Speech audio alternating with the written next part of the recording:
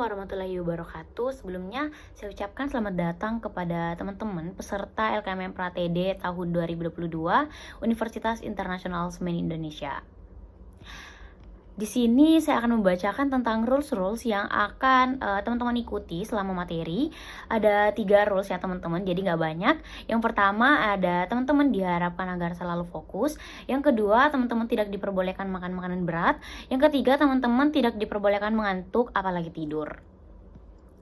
Next slide, seperti teman-teman sudah lihat di sini ada CV saya. Jadi saya akan memperkenalkan diri biar enak ya teman-teman. Perkenalkan, nama saya Kana Dwi Tananta. Saya berasal dari program studi Sistem Informasi angkatan SI 9 yang sekarang menempuh semester 3. Nah, teman-teman bisa manggil saya Naya. Saya berasal dari Kota Makassar dan juga di sini sudah saya cantumkan beberapa pendidikan, pengalaman dan juga beberapa organisasi kepanitiaan yang pernah saya ikuti. Di sini juga ada kontak dan sosial media saya. Next, memasuki materi, pada kesempatan kali ini kita akan membahas tentang persepsi, etika, dan juga retorika. Nah, di sini kita akan membahas satu persatu ya teman-teman. Jadi dimulai dari persepsi, etika, dan juga retorika. Next slide, di sini apa sih itu persepsi? Jadi, persepsi secara umum merupakan suatu proses interpretasi yang dimulai melalui pengendaraan, yaitu suatu stimulus yang diterima oleh seseorang melalui alat reseptor atau juga yang biasa disebut dengan indera. Kemudian diorganisir sedemikian rupa sehingga seseorang maupun individu menyadari dan memahami tentang hal-hal yang diindera. Jadi dapat kita simpulkan bahwa persepsi merupakan suatu proses pengamatan seseorang terhadap lingkungannya dengan menggunakan indera yang dimilikinya.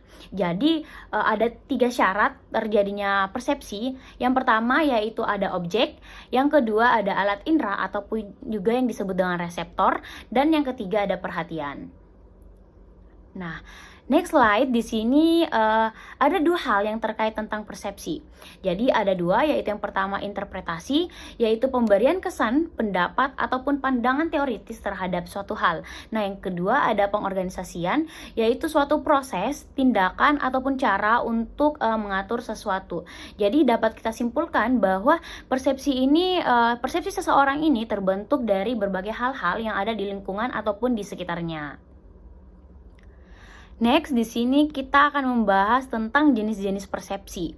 Jadi ada 5 jenis persepsi, yaitu yang pertama persepsi visual, di mana persepsi individu yang diperoleh dari indera penglihatannya, yaitu mata. Jadi persepsi visual ini hasil dari apa yang kita lihat, baik sebelum kita lihat maupun masih membayangkan suatu objek.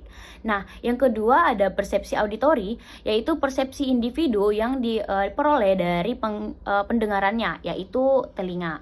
Nah, yang ketiga ada persepsi perabaan, yaitu persepsi individu yang didapatkan melalui indera peraba, yaitu kulit. Jadi contohnya ini ketika kita meraba kain dan juga pasir tentunya sangat berbeda ya teman-teman, di mana kain adalah sangat lembut dan juga pasir agak sedikit kasar. Next slide. Di sini kita membahas tentang persepsi penciuman, yaitu persepsi individu yang diperoleh dari indera penciuman, yaitu hidung. Contohnya ketika kita memasuki toko roti, di mana kita akan mencium bau-bau roti. Nah, yang terakhir ada persepsi pengecapan, yaitu persepsi yang didapatkan individu dari indera pengecap atau yang dapat dia rasakan dari lidahnya. Seperti kita makan makanan manis, pedas, dan juga asin. Nah, next slide selanjutnya di sini ada contoh persepsi yang ada pada diri manusia. Ada 2, yaitu rendah diri dan juga perasaan bangga. Di mana rendah diri ini dapat dirasakan ketika seseorang itu melihat ataupun mendengar suatu pesan ataupun objek yang membuatnya tidak nyaman. Jadi sehingga perasaan rendah diri ini muncul pada dirinya sendiri. Nah, yang kedua ada perasaan bangga. Jadi dalam ilmu psikologi komunikasi disebutkan bahwa rasa bangga manusia itu merupakan suatu contoh sebuah persepsi. Nah, jadi di mana seseorang bisa mendapatkan persepsi dalam bentuk rasa bangga ketika dia mendengar pernyataan dari orang lain bahwa suatu karya ataupun prestasinya dibanggakan ataupun dinilai baik. Nah, next slide selanjutnya adalah kita akan membahas tentang etika. Jadi apa sih itu etika? Jadi etika adalah suatu ilmu yang membicarakan masalah perbuatan ataupun tingkah laku manusia, mana yang dapat dinilai baik dan mana yang dapat dinilai buruk. Jadi kesimpulannya etika adalah ilmu tentang apa yang dapat dinilai baik dan apa yang dapat dinilai buruk. Nah, jika kita berbicara tentang etika, ada unsur pembentuk etika yaitu disebut moral, di mana moral adalah tingkah laku manusia. Next, di sini kita akan membahas tentang jenis-jenis etika. Ada dua jenis-jenis etika, yaitu yang pertama etika deskriptif dan juga etika normatif. Di mana etika deskriptif ini etika yang memberikan dasar sebagai acuan untuk seseorang melakukan keputusan yang akan dia ambil.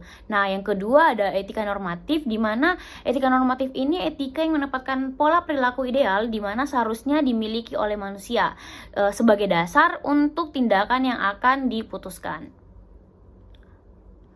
Nah, apa sih manfaat etika? Jadi manfaat etika itu mengajak orang untuk bersikap kritis dan rasional dalam melakukan keputusan secara otonom, mengarahkan perkembangan masyarakat menuju suasana yang tertib, teratur, damai, dan sejahtera.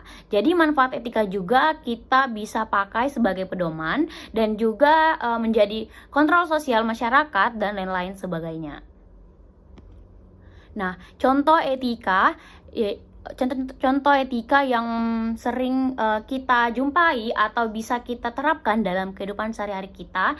Yang pertama yaitu mengucapkan salam, yang kedua membuang sampah pada tempatnya, yang ketiga mengucapkan kata maaf ataupun sorry dalam melakukan kesalahan. Jadi etika sangat penting ketika kita melakukan aktivitas, di mana etika ini sangat berhubungan dengan tingkah laku kita. Next, kita akan membahas tentang retorika.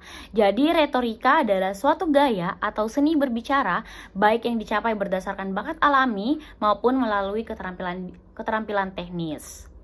Jadi, kesimpulannya, retorika ini adalah sebuah teknik pembujuk ataupun rayuan menggunakan persuasi untuk menghasilkan bujukan baik terhadap karakter pembicara maupun sebuah argumen. Nah, di slide selanjutnya di sini kita akan membahas tentang tujuan retorika.